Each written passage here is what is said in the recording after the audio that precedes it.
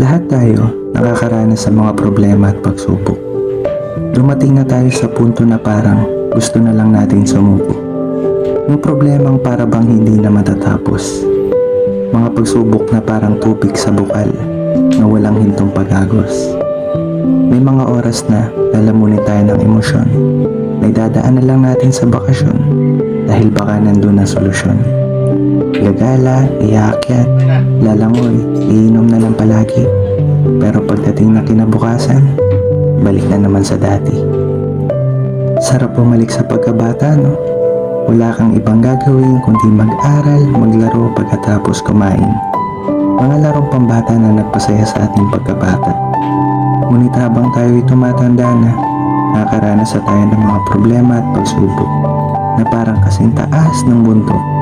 Mga problemang naglagay sa atin sa alanganin. Pero kahit gaano kataas ang bundok, pilitin nating akyatin makamit lang ang tuktok.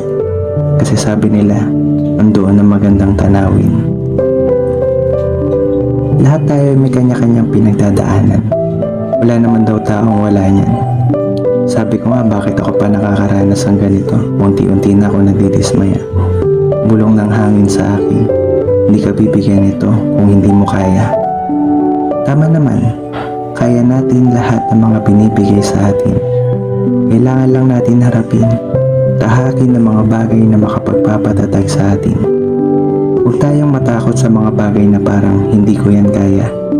Kasi mas nakakapanginayang ang salitang, sinubukan ko sana. Puntong magtatanong sa sarili hanggang sa panaginip, paulit-ulit iniisip na nasa huli pala ang pagsisisi. Walang ibang makakatalo sa'yo kundi lubos na pag-iisip. Pag maling pananaw ay pinago, buhay ay magbabago. Dahil kapalaran mo ay wala sa mga palad mo, kundi nasa mga kamay mo.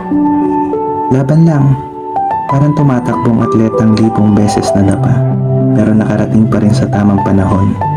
Kasi sa libong beses niyang pagkadapa, milyong beses siyang bumangon. Minsan maapektuhan tayo sa sinasabi ng iba.